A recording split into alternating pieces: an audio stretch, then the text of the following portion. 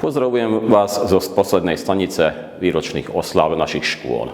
Ako si zaiste pamätáte, naše školy, dvojjazyčné školy, oslavovali v tomto roku 75. výročie svojho založenia.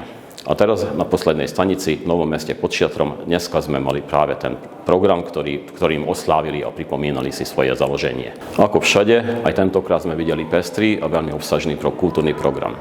Bolo vidno, že všetci žiaci boli vo dobrej nálade, veľmi sa pripravovali na toto všetko a naozaj aj učitelia, aj žiaci, aj rodičia, aj všetci hostia dobre sa cítili na tomto podujatí. Teraz vám odporúčam do vašej pozornosti to krátke video, ktoré sme nakrútili na tomto podujatí. Prezrite si to a prípadne porovnávajte všetky tie programy, ktoré vám už sme vysielali z ostatných škôl.